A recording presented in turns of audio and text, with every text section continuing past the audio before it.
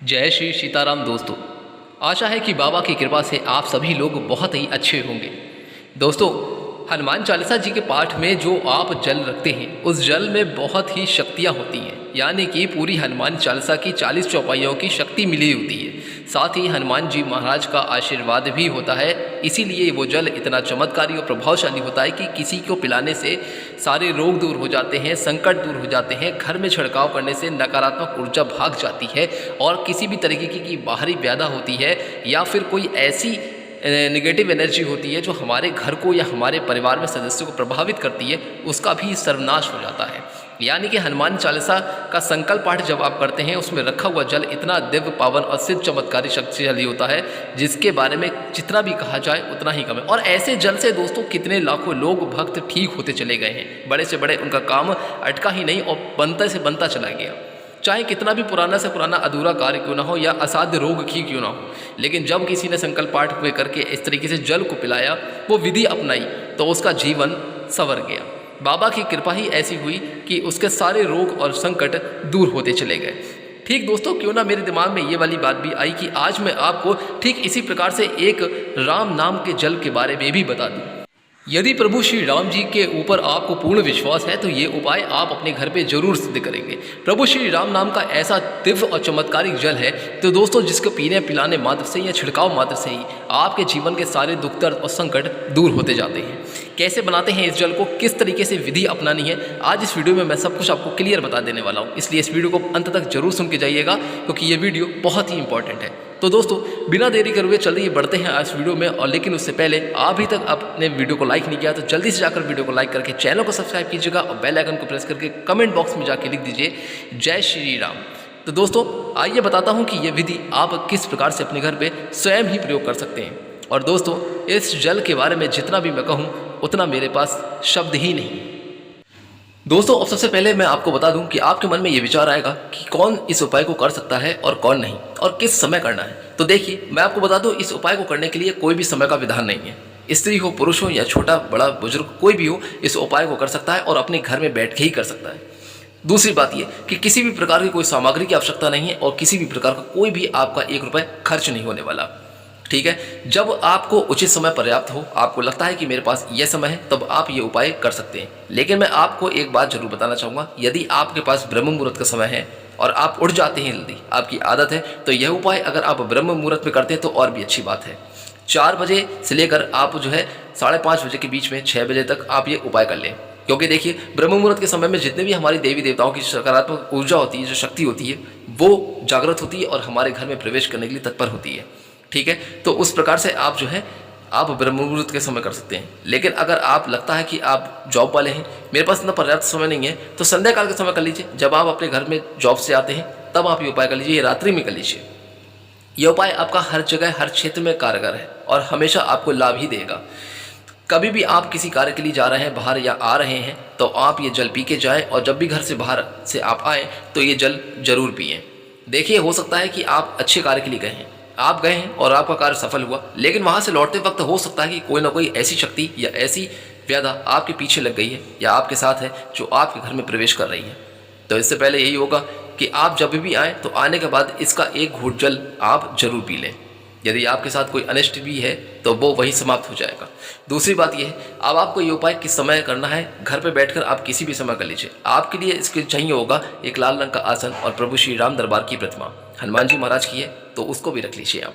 ठीक है, अगर नहीं है तो आप राम दरबार की प्रतिमा ले सकते हैं। अब आपको क्या करना है कि लाल आसन लगाकर आपको बैठ जाना है। लेकिन इस उपाय को करने से पहले ध्यान रखिएगा कि किसी भी प्रकार का कोई तामसिक भोजन आपके घर में बनना नहीं चाहिए और ना ही आपने खाया हो। ठीक है, ऐसा नहीं है कि आप ये उपाय करने बैठे और पता चला कि आपके घर में कोई तामसिक भोजन बना हुआ है, तो ऐसी गलती बिल्कुल मत करिएगा क्योंकि यह सिद्ध अमृत जल आपको किसी भी प्रकार का कोई लाभ प्रदान ही नहीं करेगा। ठीक है, अब आपको क्या करना है, जब आप लाल रंग का आसन बिछाकर बैठेंगे तो उसके सामने आपके प्रभु श्री राम दरबार की प्रतिमा रखी हुई है, वहाँ पर एक दीपक जलाइए। दीपक जलाने के बाद चाहे गाय का घी हो, सरसों का तेल का हो या फिर तिल के तेल का, आप जला सकते हैं।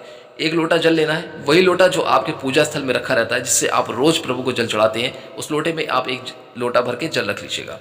ठीक है, प्रभु श्री राम जी का तिलक कीजिए और धूप दीप दिखाइए। एक लाल रंग का पुष्प ले लीजिए और वो चढ़ा दीजिए।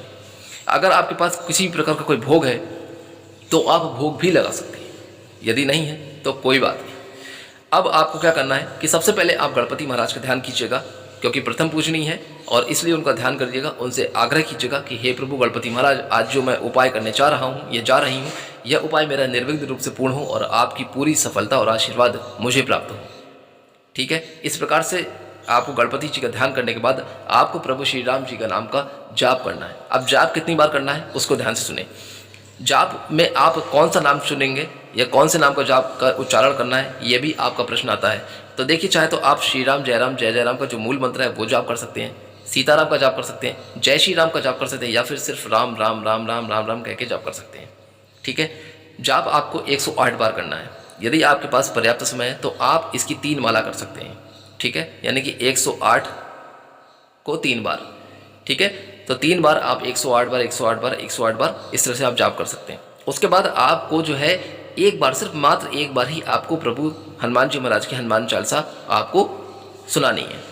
ठीक है, तो इस तरीके से आप हनुमान चालीसा पढ़ें ताकि आप प्रभु को हनुमान चालीसा सुना रहे हैं। देखिए, हनुमान चालीसा की बात इसलिए आती है क्योंकि जहाँ पर आप प्रभु श्री राम जी का नाम का जाप कर रहे हैं, हनुमान जी महाराज तो प्रसन्न नहीं, लेकिन जब आप हनुमान चालीसा पढ़ेंगे तो प्रभु श्री राम जी को भी बहुत प्रसन्नता होती है, क्योंकि हनुमान जी महाराज ने ही प्रभु श्री राम जी के जीवन में इतने बड़े बड़े महासंकट उन्होंने दूर किए हैं।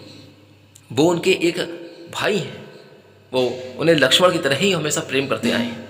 तो इसलिए आप प्रभु श्री राम जी को तो प्रसन्न कर ही रहे हैं, हनुमान जी महाराज को प्रसन्न कर रहे हैं, लेकिन साथ में श्री राम जी को भी प्रसन्न कीजिए। तो एक बार आप हनुमान चालीसा का जाप जरूर कीजिए। ठीक है, एक बार हनुमान चालीसा पढ़ने के बाद आप हनुमान जी की आरती कर लीजिए और बस आपका ये उपाय हो गया। अब क्या है, जब दीपक जल रहा है तब तक आपको जल नहीं उठाना है। देखिए, जल को उठाने की बात यहाँ पे बहुत ज़्यादा महत्वपूर्ण है, क्योंकि अक्सर आपने हनुमान चालीसा संकल्प पाठ में भी कई बार आप लोग ये पूछते हैं कि हम जल कब उठाएं, कब कैसे पिलाएं। ठीक है, तो जब आपका दीपक ठंडा हो जाए, ठीक है, तो दीपक ठंडा होने के बाद आप इस जल को उठा लीजिए और फिर इसको किसी दूसरे पात्र में रख लीजिएगा, किसी दूसरे लोटे में गिलास में कर लीजिएगा। उसके बाद जब भी आप कहीं बाहर जाएं तो इसका एक घूंट जल जरूर पी के जाएं। और यदि आप अपने घर में छिड़काव करना चाहते हैं तो घर में आप छिड़काव कर लीजिए। ठीक है, तो आप इस तरीके से घर में भी छिड़काव कर सकते हैं।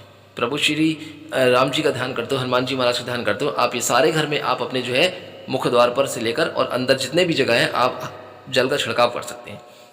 इससे यह है कि किसी भी प्रकार की कोई नकारात्मक ऊर्जा नहीं आएगी, कोई व्याधा है वो परेशान नहीं करेगी। रात्रि में आपको डर लगता है, बेचैनी होती है, क्योंकि कई बार स्त्री या ऐसी होती हैं, महिलाएं ऐसी होती हैं या छोटे बच्चे ऐसे होते हैं जो रात में उठ के डर जाते हैं। तो आप उनको जो है अपने परिवार के किसी भी सदस्य को ये जल पिला सकते हैं। ऐसा नहीं है, जल पिलाने के बाद आप जो है यह कार्य आपका इतना पूर्ण हो जाएगा। जब आपका जल समाप्त हो जाए तो इसी विधि से आप दोबारा इस जल को बना सकते हैं और इसमें आपका किसी प्रकार का कोई भी खर्चा नहीं आएगा। जब भी आप किसी अच्छे कार्य के लिए घर से बाहर जाएं तो जैसे आप घर से अच्छे कार्य के लिए दही शक्कर खा के जाते हैं, ठीक उसी प्रकार से एक घूंट इसका जल जरूर पी के जाएं और जब लौट कर आएँ तभी भी इसका एक घूंट जल आप जरूर पिएं। इस तरीके से आपके साथ कोई भी अनिष्ट नहीं होगा, कोई संकट नहीं आएगा और आपकी हमेशा आजीवन रक्षा होती रहेगी। स्वास्थ्य भी आपका ठीक रहेगा। अगर बीमारी है तो रोग में भी आप ये जल पिला सकते हैं और बहुत ही ज़्यादा लाभ आपको मिलेगा। कितना प्रभावशाली है इसका तो आप अनुमान नहीं लगा सकते, मैं स्वयं भी नहीं बता सकता, लेकिन जितना बता रहा हूँ उतना कम नहीं है। तो उम्मीद करता हूँ दोस्तों कि आज का ये बताया उपाय आपको ज़रूर अच्छा लगा होगा। दोस्तों, इस उपाय को आप अपने घर पे जितना जल्दी हो सके सिद्ध जरूर कर लीजिएगा। आगे दीजिए, फिर मिलूंगा जल्दी ही कोई और अच्छी वीडियो या फिर कोई और उपाय को लेकर। तब तक के लिए आप अपने जीवन में खुश और स्वस्थ रहें। कमेंट बॉक्स में एक बार जय श्री राम जरूर लिख दीजिएगा और वीडियो को लाइक करके चैनल को सब्सक्राइब करना बिल्कुल भी मत भूलिएगा। बेल आइकन को जरूर प्रेस कर दीजिएगा ताकि आने वाली अच्छी और नई वीडियो सबसे पहले दोस्तों आपको मिल सके। तो दोस्तों, अपने जीवन में आप खुश और स्वस्थ रहें। हनुमान जी महाराज के साथ साथ प्रभु श्री राम जी की कृपा आप पर सदैव बनी रहे। तब तक के लिए दोस्तों, जय श्री सीताराम।